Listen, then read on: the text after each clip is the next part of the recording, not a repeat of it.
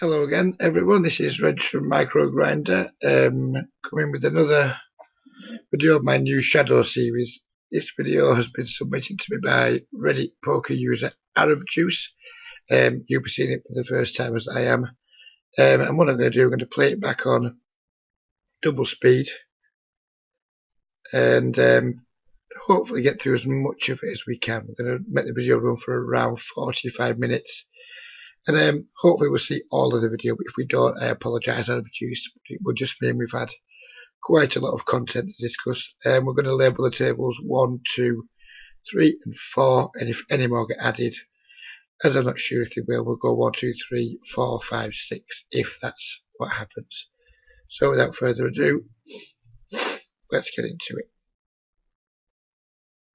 Looks like we're just playing some 5NL regular tables on PokerStars.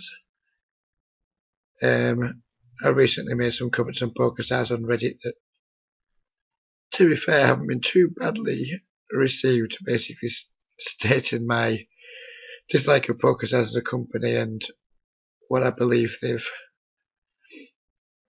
effect I believe they've had on online ring games. But we'll leave that for another time. Table 3, we just went for a thinnish value bet. I think that's fine.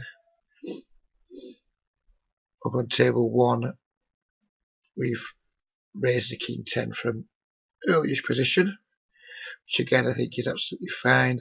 We have to call that donk bet. I wouldn't be too thrilled about calling a turn barrel here, even though we picked up a good shot. I wouldn't be too thrilled if we call here. I hope we don't. And we didn't. No, that's fine.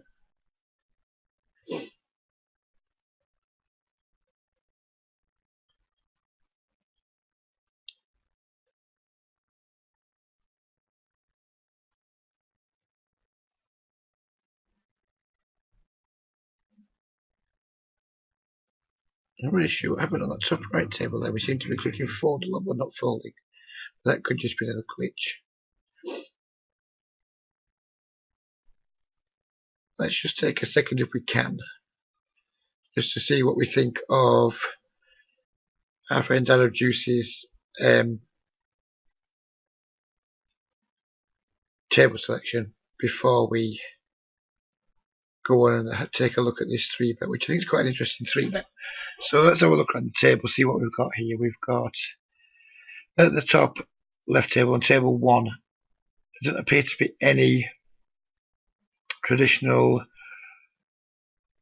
fun type players there that we can see. We have a 12, 10, 29, 29, 25, 24 and a 22, 18. As we talked about in the previous player who sent me a Stars video, it's hard to find tables on Stars that we can reasonably expect to make any profit at. At this table, where is our profit coming from? Arab Juice may well be one of the best 5NL regulars, I don't know. But even if he is, we need to be finding tables when we play poker with weak players on. I understand the argument of, you know, we have to learn to beat the regulars, etc. What we can do, we can learn to beat regulars while still having some weak players at our table to actually build a game around. That table 1, in my opinion, it's close to worthless to us. We're not going to beat the rake at that table over 1,000 hands or over 100,000 hands or whatever. And if we are beating the rake, it's not going to be for much. We're not going to be crushing these guys. Let's have a look at table 2. I don't want to labour on this too much. This guy could be weak. He's playing 40/20 over what looks to be 97 hands. So he could be worth forming a game around, but we have the worst relative position on him. So even if it is not a bad table, because we're out of position to him, I'm sure we can do better than that too. This table, as you see, we've got a nit there. We have a tagfish type player there. A nit, a weak type player, and a regular. So it's 3 really poor tables. And this now looks like it could be a replayer. So yeah, our first impressions are that your table selection needs work, and if we can't find good tables on PokerStars, your site selection needs work, because we can't really hope to make a lot of money playing these tables, it's just not going to happen for us. Yeah, these players, they're not great. I'm not saying they're good, but they're tight and they're probably not making enough big mistakes long term for us to be able to cover the rake. I wouldn't imagine. So now let's get on to this 3-bet here. We've 3-bet someone who looks like they're going to be reasonably aggressive. Tag 24-17. He's opened under the gun. We've 3-bet him with 10-9 suited. I don't really understand why we've done this. If we want to go for some light 3-bets with hands like 9-10 suited, I think we're better doing it when we're attacking the wider parts of people's ranges.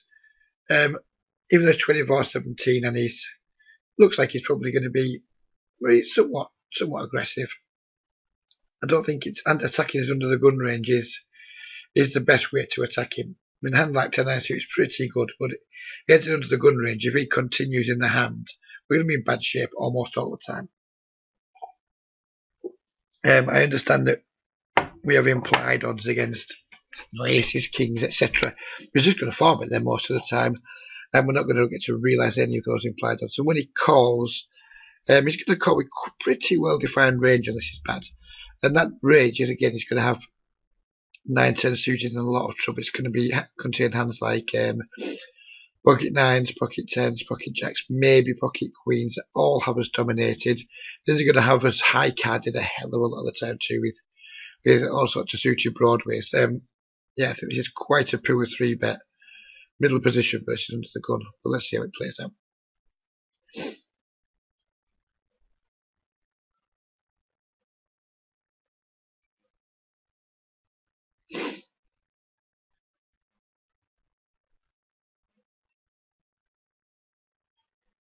And we get the fold, which is fine. We've made someone fold, but we can do that with 7-2 off. We don't need to be using hands like 10-9 suits to do that with. I would prefer, if I want to play that hand, I would probably prefer to peel it, but my actual third line there would just be to fold. We're going to get squeezed too often. We're not in great shape. We're not guaranteed our position. And then this time, if we look at, we've just elected to just call a min raise with Jack 9 suited, but it's cut off versus button. I would have much preferred this to be a 3-bet for the reasons. Number one, his range is wider, so we're likely to get more folds when we 3-bet him. Number two, his raise size was smaller. Sure, the guy's playing 19-8, so he's looking like he's a weak tight type of player. But these guys fold a lot. We put pressure on them, and yeah, I would much, if we're going to be 3-betting these types of hands, and I don't think we have to, but if we are going to be 3-betting these types of hands, I prefer to 3-bet them from the button versus the cutoff than I do like we did. I think it was at this table when we did it middle position versus under the gun.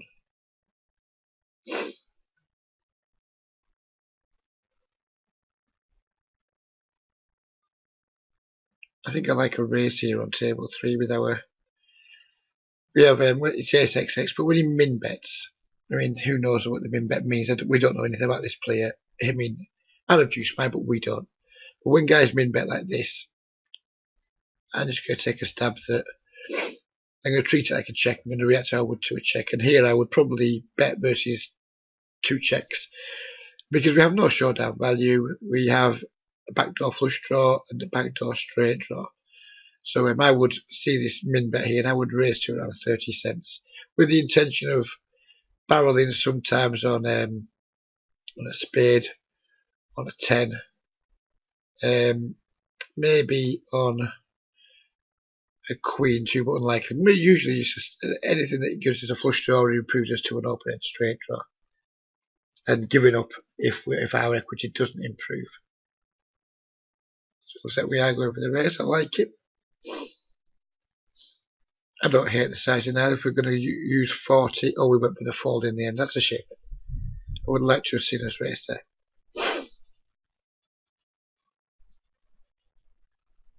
And who knows what's going on when the guy check min raises.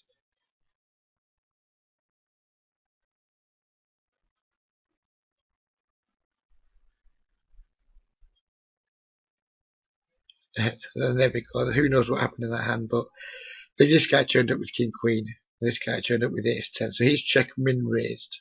So I mean, this guy's stats aren't terrible. He's 18-13, but his line throughout the entire hand was really poor. We just kind of sometimes show that pre-flop stats can be quite deceptive, because 18-13 you expect a player to be reasonably good, and he's played that hand terribly. And the king-queen guy, I mean, I guess he hasn't played it too badly. I mean, his min c-bet was clearly pretty terrible. It doesn't achieve anything. They were better just making a normal c-bet there if it's like the c-bet. Then he min raises the river when he makes trips. So all in all, both those guys played that hand pretty horribly, and it does go to show that, you know, even though they look pretty good pre-flop, a lot of players can still play quite poorly post-flop, which is something I've learned a lot when I'm coaching people. People come to me with good stats, and I look at them and think, well, I'm not sure as much I'm going to be able to do for this guy. He looks like he knows what he's doing. And then we get to post-flop, and people just haven't got a clue. They just play really, really poorly post-flop. And I suspect there's an awful lot of micro-stakes players who have pre-flop down pat. They're playing 21-18 with a 7% 3-bet, and they're looking like the business, looking really sharp. And then you get into the post-flop game, and it just completely falls to pieces. I see that a lot, and I have quite a lot of nice techniques to help people just get their post-flop game into some kind of shape. If you feel you are one of those players who looks good on the surface, but he's actually really quite poor underneath, please do get in touch with me, because I'm sure I can help you improve post-flop in a reasonably timely manner. So we'll move on from here. I like that Adam Juice. Looks like he's taking notes, which is a really good thing to do. I'm not sure I like doing them when we're actually trying to continue our session, but yeah, the fact he's actually doing it is a really good thing. It's really encouraging, and it's something we should all be doing more. Stats are nice. Stats in conjunction with notes are fantastic. We can put pieces together with stats and quality notes. Our reads are going to be fantastic there. We're going to have a big edge on a lot of players who are just using stats or just using really poorly written notes.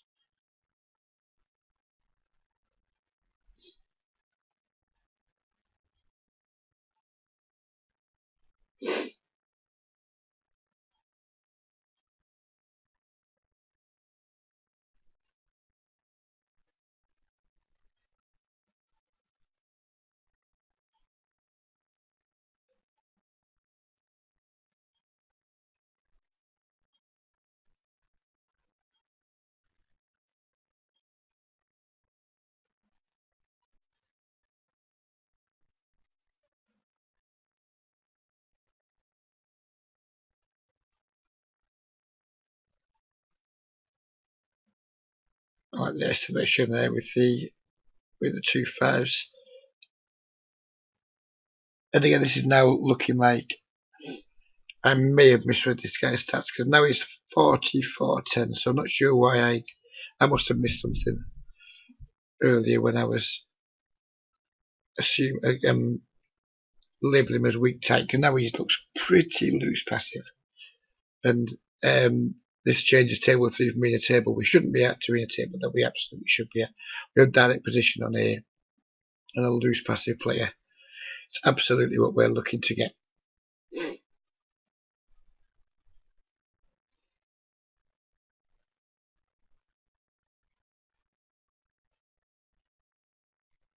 He would be min 3-bet with the 9-7 off. Pretty easy to defend. On this flop, I certainly wouldn't fold to 1-bet. I'd probably call here and then.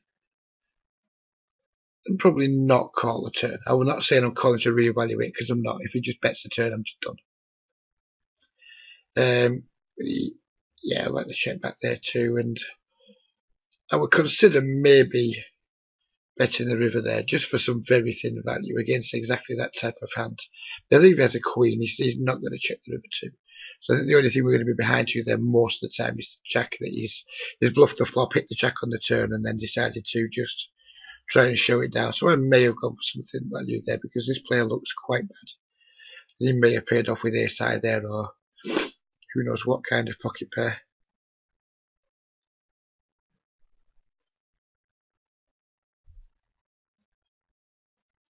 My initial impressions of Juice's play, though, is he's got a clue. He knows what he's doing. I wasn't too fond of the 9-10 suited 3-bet. We've already discussed that. We don't need to discuss it again, but I haven't seen anything that I haven't liked about from that so far, and we are now. Let me just see how far into the video. My isn't really telling me how far into it we are on the. Oh, it's just we're 8 minutes into it, which isn't obviously not too far into it, but it's played enough hands to get the gist of. Arab Juice certainly isn't a poor player. We've had some varying degrees of players in these videos. As we know, we have seen some good players with some inexperienced players. Arab Juice is certainly someone who, in my opinion, if he wasn't playing on the site like PokerStars, could take his game and play at higher limits than on a different site, which is something that I personally recommend that he does. If you were to take this game to Party Poker, Unibet, 888, I'm sure he would be able to, on 888 for sure, win at 20 NL. On Unibet, probably win 25 NL. Party Poker, probably win at least 10 NL, probably 25 NL too. I think there's that much difference between the sites. I think PokerStars 5 NL is as tough as 25 NL on most other sites out there. Maybe not iPoker, possibly iPoker, similar to PokerStars in terms of game quality, because they also have a business plan that rewards people who play lots and lots of tables. It's very much rate back orientated, pretty much like PokerStars. It's not so much the rate back side of PokerStars, but just the way that they facilitate people to play 16 plus tables if that's what somebody wants to do. So yes, Adam Juice, you look like you're a solid player. Just take your skills elsewhere and just make some more money, and it's not going to hinder your development as a player one bit. Playing on softer sites will not stop you being a winning player. Will not stop you improving quickly. It will just help you earn while you learn. And if that's an indication of your game selection method, I think we're seeing where the problem is. If we're just joining the next available table, and you may well just be doing this to keep the video going, who knows, I don't know. But if your game selection method is just using that join next available tables type of thing, you're not doing anywhere near enough to put yourself in good situations. You definitely need to think a little bit more about game selection than just that. But maybe all the games are so poor that game selection isn't really an issue. I very much doubt that's true. But I did check out the PokerStars lobby the other day because I was considering just putting some money on there to give myself some more options when 888 is struggling for traffic. And I sat and watched the lobby for maybe 15 minutes, 50 NL 6 max, and there was just 9 tables all with one player on. Yeah, it's really bad. It's really bad. So maybe game selection is an issue because maybe we just have lots of regulars all open in one table, and then as soon as the fish hits, the scripters and the sharks in the lobby just get ready to pounce. I don't know. But yeah, get off PokerStars. You will make a lot more money. I guarantee it. I don't know what your win rate is. I don't know what your hourly rate is. But I suspect you can double your win rate and maybe quadruple your hourly rate by just moving and playing 10 and 0 on a softer side. I'd be very surprised if you couldn't do that.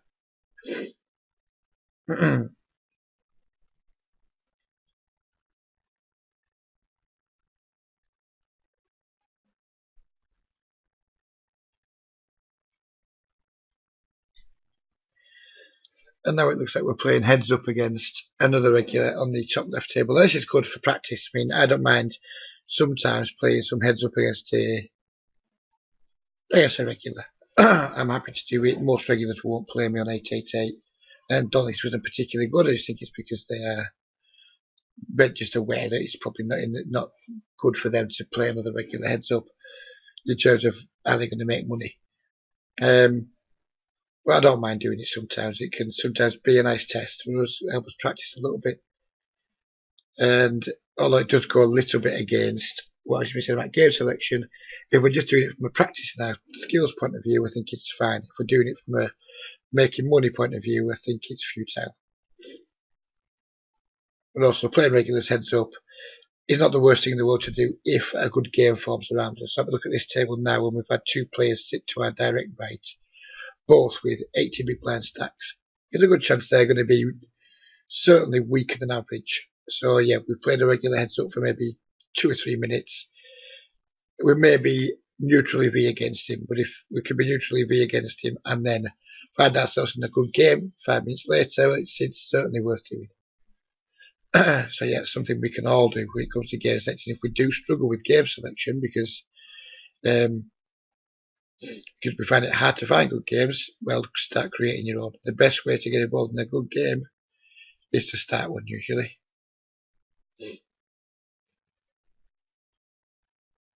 So we have an interesting spot here on table 2 with pocket 8s. We've called a race on somebody who looks like they may be some kind of recreational player. They are playing on a tablet device, as we can see. They're playing 27-7. So I would be a little bit cautious here because the fact that they're only racing 7%, albeit over a small sample, makes it much more likely that they're going to have a bigger pair than us. So whereas we have to check call this board, I wouldn't be too fond of check calling too many more bets. I may check call one more street and then check for the river here, depending on his sizing.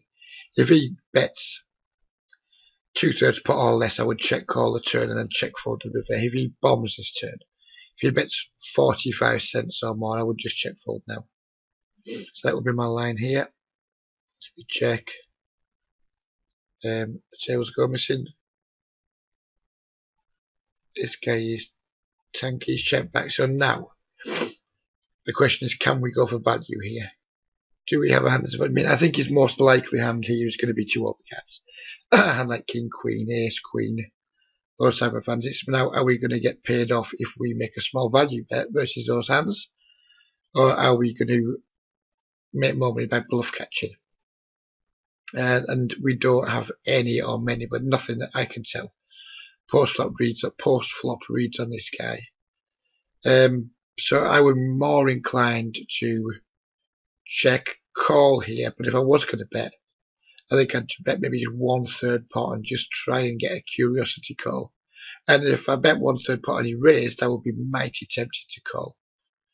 So yeah, I'm torn between check call and put a blocker bet in. I actually think I just prefer the blocker bet now, but we'll see.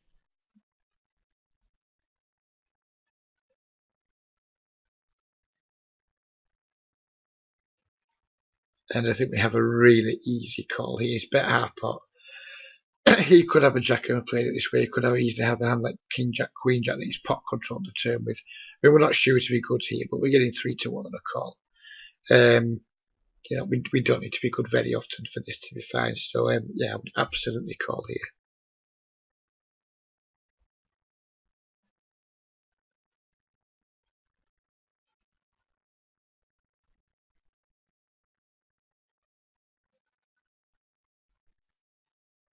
And we do, and we pick off. Well, I'm assuming that was a bluff there. Who may have been bluffing, but who knows what.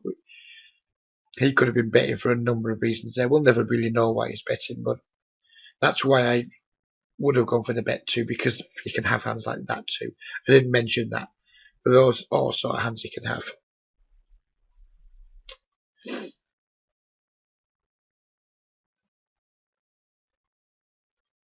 I've just noticed showing using him, Samuel Tyler. Reminds me of a television program I used to watch years ago. In the UK, Life on Mars, really good. If you're a UK viewer and you've never watched Life on Mars, completely not related to poker at all, but yeah, it's a good TV show. I'd recommend you get the box set and watch it. It was good. Samuel Taylor.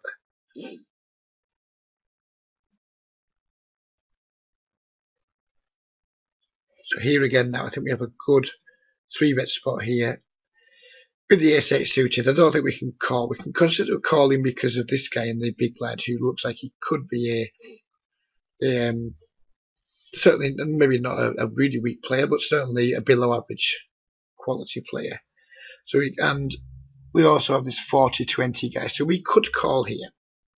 But I think I prefer to just 3-bet as a bluff against somebody who looks like they're quite nitty. I think we're going to get enough folds here. Not in love with the fact he's potted it. I don't like 3-betting versus pot opens as much as I prefer against 3x and 2.5x.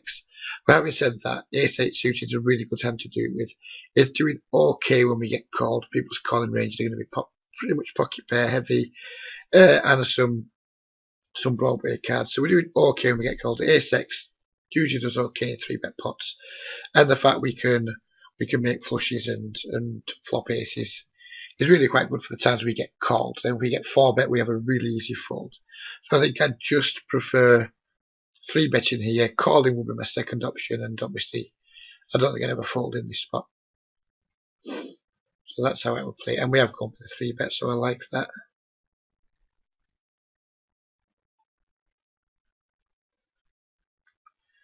I mean, clearly if we get 4-bet by anybody here, we just have a really easy fold. Hopefully we get called though, and we get to play an interesting post-flop spot, and we do. We get exactly that. So we've flopped a flush draw on a relatively dry board. I mean, if we don't have fair, we do have a flush draw, so it looks wet to us. But typically, Queen 5-5 is quite a dry flop. This guy calls us. I think a lot of his range is going to be hands like, and he could have queens full here, but I think it's very, very, very unlikely. It's way more likely he's going to have pocket jacks, pocket tens, maybe king queen, of course, maybe some queen jack suited. But overall, I think he's going to have a range that's going to want to check call his flop a lot of the time with like 9s and 10s and those type of things, because there's no ace and no king on it. But having said that, I would still definitely see bet this board. If we get raised, it's close. I think we can go ahead and just shovel all the money in, and because I mean, if we're up against a hand like king queen here, we have 12 outs against king queen. Yeah, we're drawing dead against 2 queens. We're not doing great against 5x. But what 5x can you really have except pocket 5s maybe, or ace 5 hearts, ace 5 spades? Seems unlikely. So yeah, I would probably bet here and ship it over a raise. And if we do get called by like an ace queen, king queen type hand, you know, we're at least going to have some equity against it. So yeah, I think my line here would be bet 3-bet jam. Well, hopefully we just bet and he takes it down. If he calls, I probably wouldn't barrel complete bricks. If we check calls here and say the turn peels off a 2 of clubs, or 2 of spades, or 7 of spades, so I would only continue on a diamond and an ace. I think. I mean, an ace, I would definitely bet for value from king queen, jack queen, those types of things, and the diamond obviously barreling to get value from pretty much all of his range.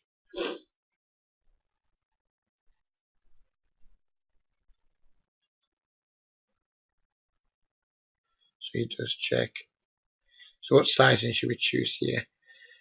I'd say anywhere around 55% pot's fine, so it's going to be 45, 50. I'd say anything from 50 cents to maybe 60 cents would be the highest I want to go. I wouldn't want to go much lower than 50. I want to go much higher than 60. I think 55 cents is the number I'd pick here. I think 70 is too big. I don't think we need to go that big. I don't think it gets us anything extra. The extra 20 cents, I don't think it buys us any extra folds. It certainly doesn't get us extra value because we don't have a made hand at the minute. I think it's just a little bit too big. I think betting, what's that, 70, that's looking like we're betting 75. We don't need to fire C-bets at a 75% pot in 3-bet pots. I'm not too bothered about balance. But against regulars, I do try and balance my bet sizing a little bit, particularly in 3-bet pots where I think we can just go half pot shove most of the time and get all the money in. So we don't need to be doing this, even with our value hands. We don't need to be betting this big. So if we're not going to be, don't need to bet this big with our value hands, we probably shouldn't be doing it with our bluffs. I mean, just look at the way the stack's set up here. If we go half pot and he calls me 193, then it's going to be like $4 in stacks. We go half pot again on the turn. That's going to leave us with a $4 stack, $4 pot in the $3 stack for a river shove. So we can just go half pot shove here. If we had a strong hand as strong as Queen's full, and not be remotely concerned about getting all the money in. So we don't need to use this bet size. If this is your typical C bet size in 3-bet pots, just consider just lowering it slightly, going down to around 55% rather than 75%.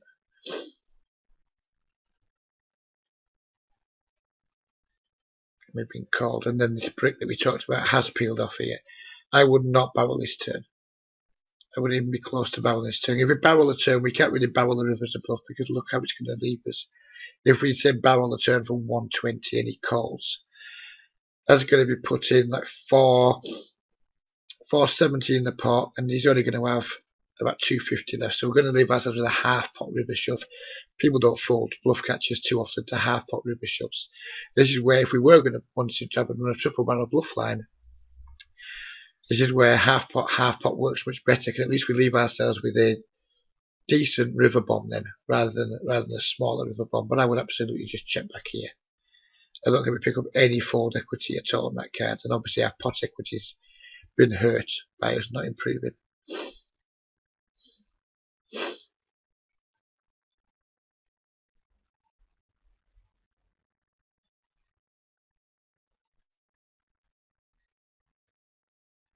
So here we're going to bet, looks like we may bet 150. If we do bet 150 here and he calls, that's going to put $5.20 in the pot.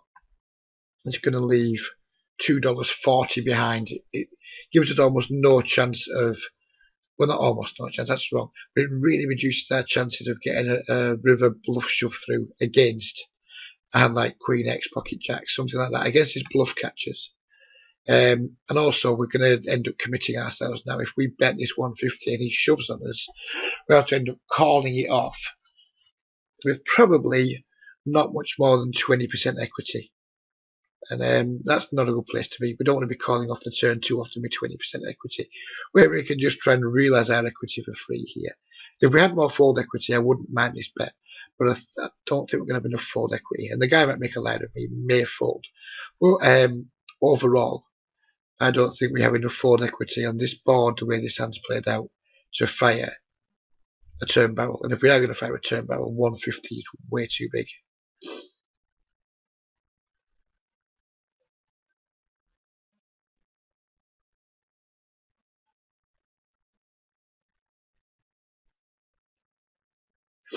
And now we look at the exact situation. We've got a $5.15 pot. We've got a guy that's got less than half pot behind. And we have a hand, we have absolutely nothing. There's no way we can call if he was to somehow donk bet. And I kind of think we're going to end up talking ourselves into shoving the river. I hope we don't. I think we're going to talk ourselves into shoving the river here. And the 10's really not that good either, because if he was bluff catching with 2 10s, obviously he's just made a board. So I hope we don't shove the river, but I have a feeling we might.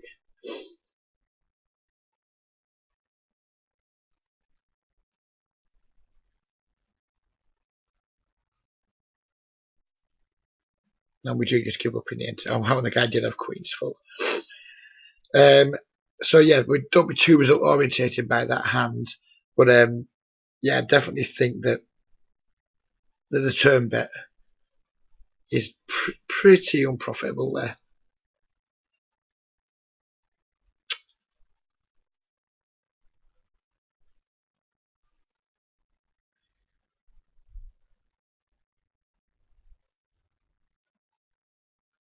I think just to finish on that hand, it does lend itself to something that I preach to a lot of the players that I work with about thinking ahead in hands, planning ahead. When we see about that flop, we should be thinking straight away, what turn cards are we going to barrel here? We're going to barrel a diamond and an ace. We're not going to barrel bricks. And if you think ahead in the hand, it helps you a lot. Now you're doing, I mean, you may have been thinking ahead in the hand, and you may just have thought, I'm going to barrel any turn card just because I like my equity still. But for players that do sometimes get to turns and rivers and things and then not really know what to do, try thinking ahead. Try just thinking, right, I'm going to see about this board, and with your value hands, with your bluffs, with everything, and just think of what cards you'd like to see on turns, what cards you wouldn't like to see, what cards you're going to barrel on, what cards you're not going to barrel on. If you make these decisions ahead of time, you're much less likely to be phased and feel under pressure when a card does come that you haven't thought about. If you think about all the possible things that can happen before they happen and then devise a plan for them, you're going to be way more likely to have a good plan and then execute it properly than you are if you don't think about it and then just react to cards as they come. So yeah, in that situation, I would have absolutely been thinking, well, there we go. We've flopped a flush draw in a 3-bet pot. I'm going to c-bet because I think I make him fold quite a lot of his range. And if he calls, that implies that he has a hand with some kind of showdown value. So I'm not going to try and bluff him off it. I'm only going to value bet the turn if I hit a diamond or if I hit an ace. And I am not going to continue bluffing. If you think that before the card comes, then you can just carry out your plan. You can execute your plan. If you just think, oh, there's a good flop for me, I can just c-bet it without considering what you're going to do on turns and rivers if you brick out, then you just put yourself in a harder spot. Long term, you put yourself in too many hard spots. So you're just not thinking through the hand properly. So that's definitely something to consider if you're not doing that. Forward planning is a really useful skill to develop. It's actually looking like we're not going to get through all of this video, which is a shame, because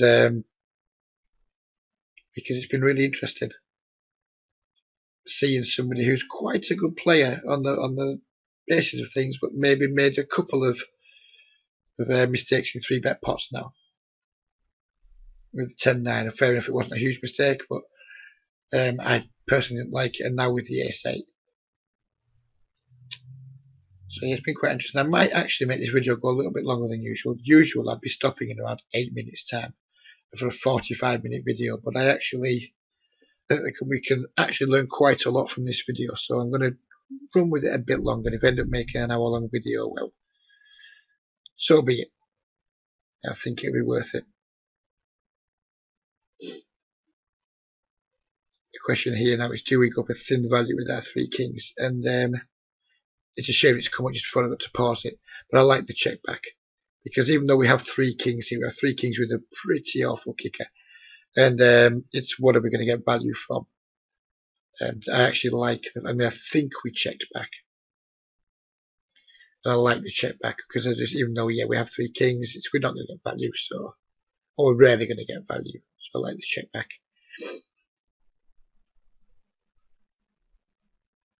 You flip to set on table 3. Hopefully we can get some action.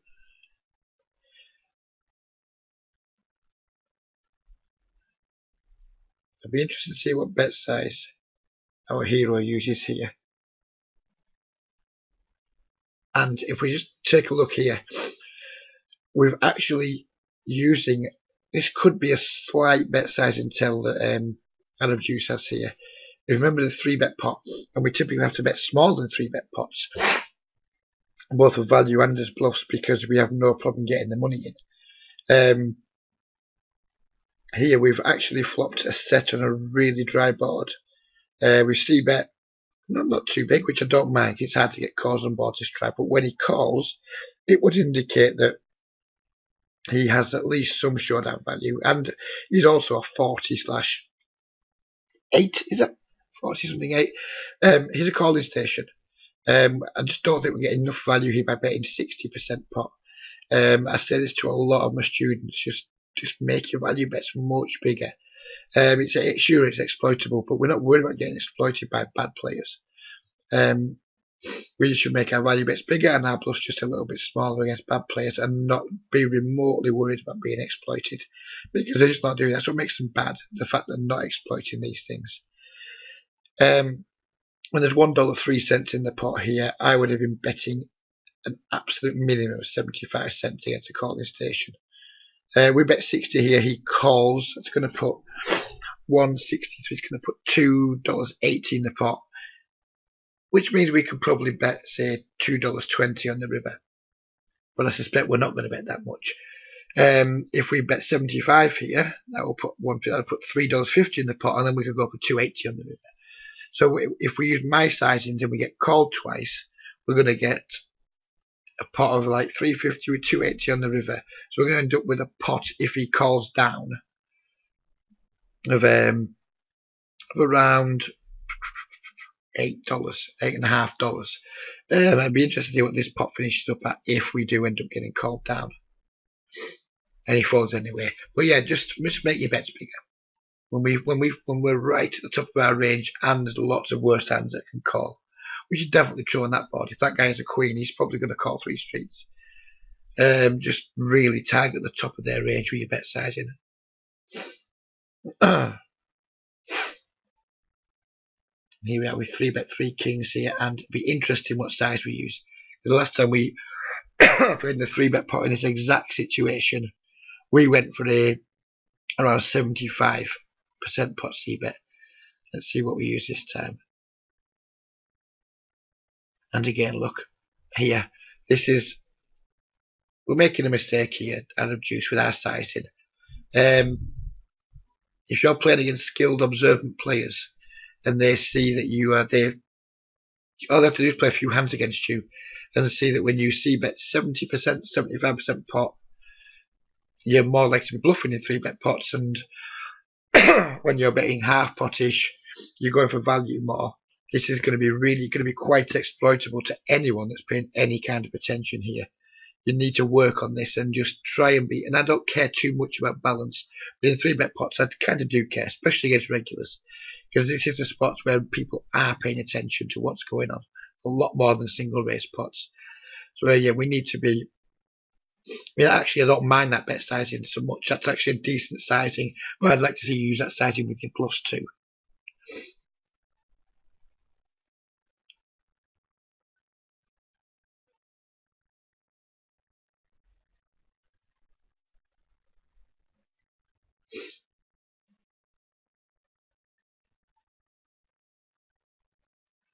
It's quite a hard river to get called on here because all the draws are bricked. And it might seem alien to check a full house on the river. But we have to ask ourselves, what are we going to call with? What are we going to get called by? And it seems a stretch that we're going to get called by, say, worse than we need the guy to have a king here, and there's only 1 king left. There's a lot of draws he can have that's bricked. If we check here, he can go for something value or turn some kind of hand into a bluff. I think I may be, and it seems really quite alien to me, but because of the way the boards ran out, every single draw is completely bricked. I think it's hard to get value here, so this is one of the rare occasions I may consider checking a full house on the river, because I think someone's bluffing range or betting range is going to be wider than their calling range. So if I was going to bet here, I would probably bet really small. I certainly wouldn't go for the shove, because it's what can he call with. And if he has got a hand like 2 4s or 2 7s that he's been slow playing, he's going to jam them on the river anyway. So yeah, I think I will probably just check here. But hopefully, if you do go for a value bet, fingers crossed you get called.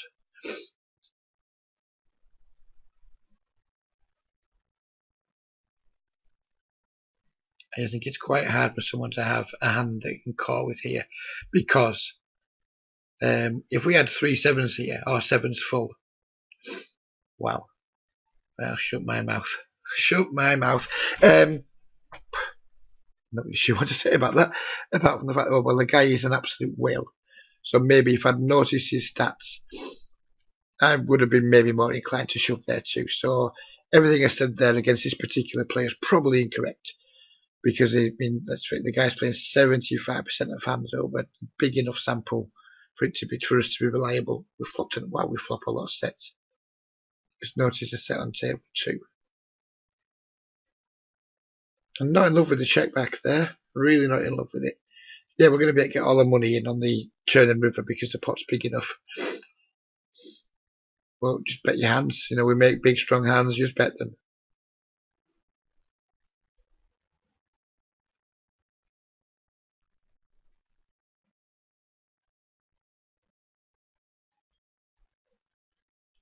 Be interesting on table 3 to see what our players, our heroes' plan would have been had he been 4-bet by Under the Gun there. Like an ace king off, it's fine to squeeze that against Under the Gun, but I think if we get 4-bet, I think we're in a pretty rough spot. But that didn't come about, so I guess it's a moot point.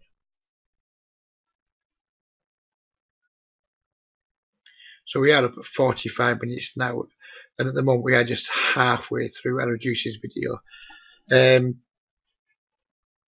probably going to go for maybe a few more minutes, not too much longer, because we're only halfway through the video that the gentleman sent me, and I don't want to be producing videos that are way too long. But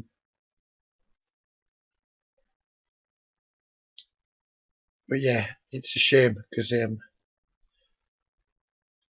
he's certainly given me plenty to talk about, which is a good thing. It's really a shame to waste his content. What I could actually do is maybe consider splitting the video into 2 halves. I don't think I'll do that because I've got quite a few videos backing up on Reddit. People sent me, they've got 3 or 4 to review. It's going to take me at least 2 weeks if I produce 2 videos a week. So yeah, I think we'll just go with this for another maybe 15 minutes and then apologise for not using the full video. I'll try to stop pausing when we get to interesting spots and just talk about them as we're going along so we can get through more of the content.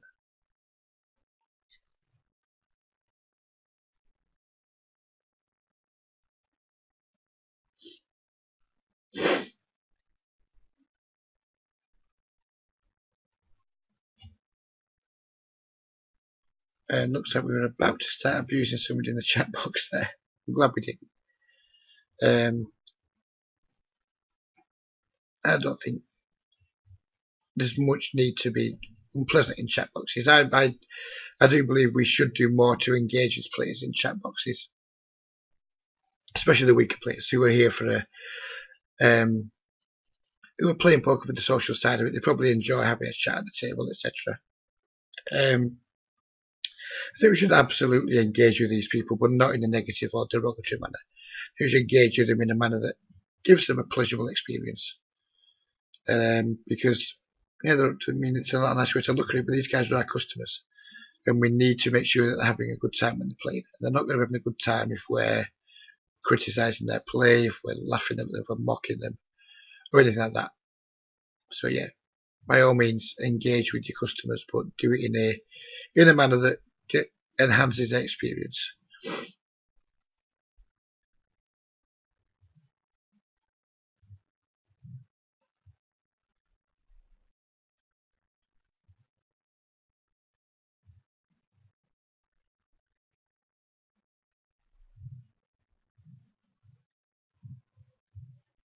I just keep getting drawn to that King's full and the 4-5 hero call. Yeah, that was a fun call.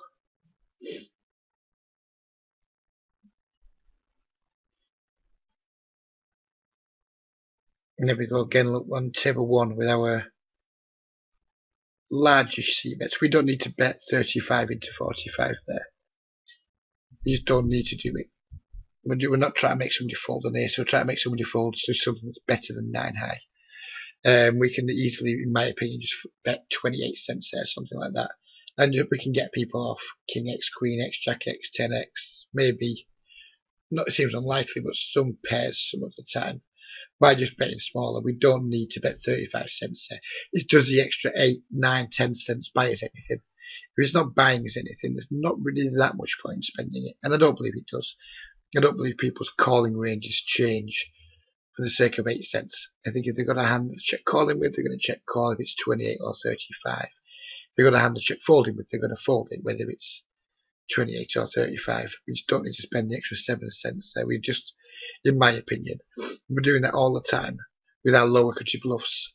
We're just burning 1.5 big blinds extra. We just don't need to burn. And those 1.5 blinds over the course of a year, they don't half add up. They add up a lot. If you think how many times you're c-bet bluffing in that spot, probably doing it thousands of times a year. If we can save thousands of big blinds a year, if we did it 1,000 times, there's right there, at least 10 buy-ins, bang, straight away, just by altering our size. And we probably do it way more than 1,000 times. We probably do it 1,000 times in a month nearly, depending on our volume. So we can make some big savings. It might not seem much in a vacuum of one hand. It's 8 cents. It's 1.5 blinds. But we're replicating that over thousands and thousands and thousands of hands. It adds up. It all goes into making our win rate. So if we can save a blind here and a blind there, and our sizings where the blind makes absolutely no difference to the outcome, we should absolutely be doing it. Money saved is as good as money won.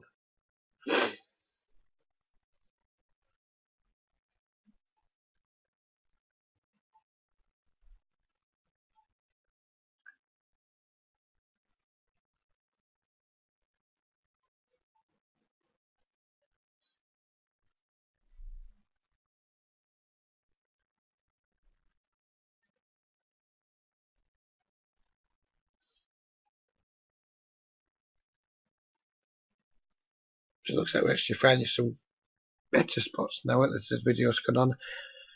I know I commented at the start of the video about but let's just pause this one. I said I wouldn't pause again, but before we 4-bet here, we need to consider the fact that we are a little bit deeper, not massively deep, but we are a little bit deeper.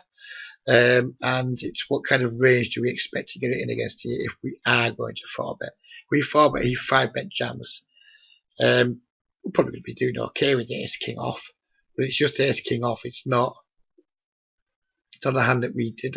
In my opinion, ace king off is not a mandatory stack off in games against people, unless we have some really, really aggressive dynamic with him. And yeah, this guy's 26, 25, so he can absolutely be 3-betting, like, no question about that. We've isolated a weaker player. He can identify that and 3-bet as light. So no doubt about that. But if we 4-bet here to say, and I don't know what size we're going to pick, but personally I would pick something around, because he's made it, 12 blinds?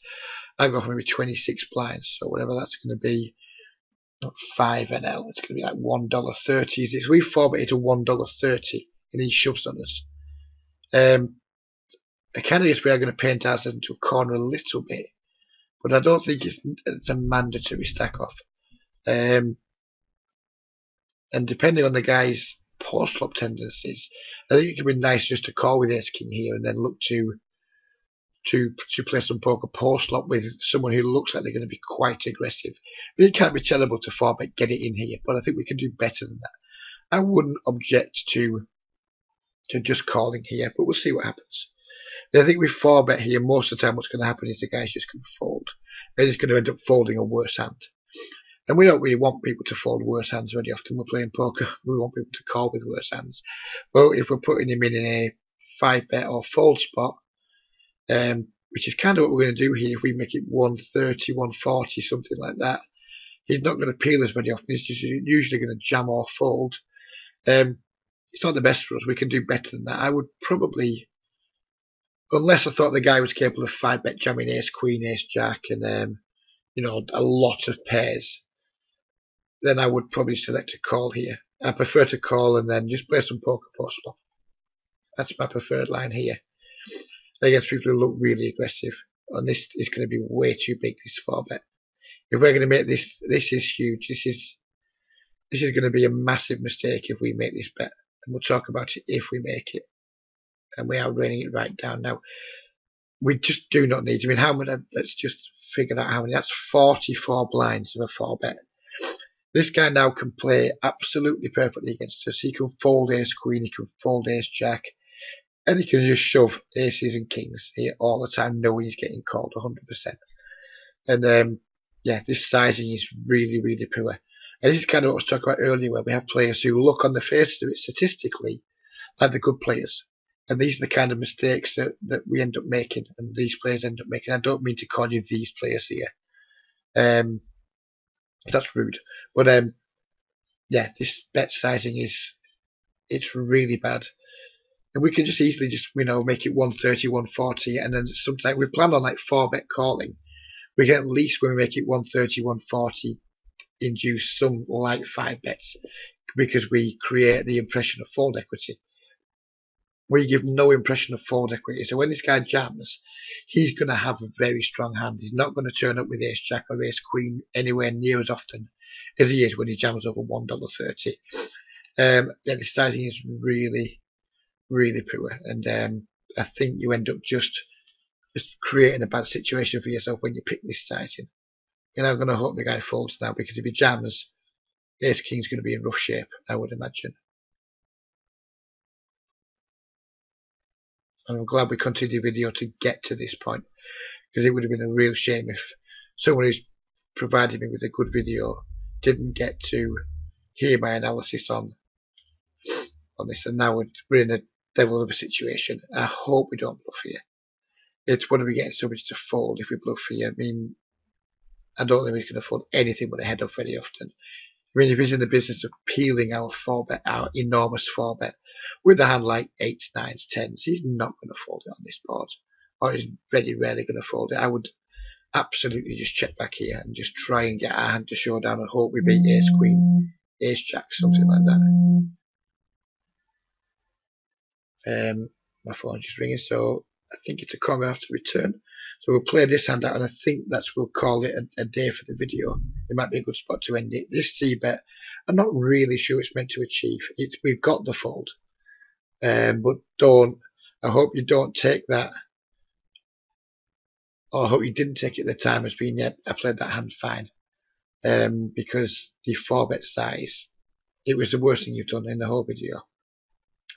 So we've been now going for close to an hour. I don't like to end the video on a low, but having said that, we have been going for an hour, which is longer than usual. We haven't got all the content, but it looks like now we've got around 2/3 of it done. So I'd like to thank the gentleman very much for sending me the video. I hope you get a lot from it when you look at the review, and I hope other people who see the video get a lot from it. If you have got to this stage of the video and you've liked how I broke things down, and you think you might like to get some coaching from me, you'll be able to see ways to contact me in the comment section of the video. Thanks very much for watching, and I'll catch up with you all next time.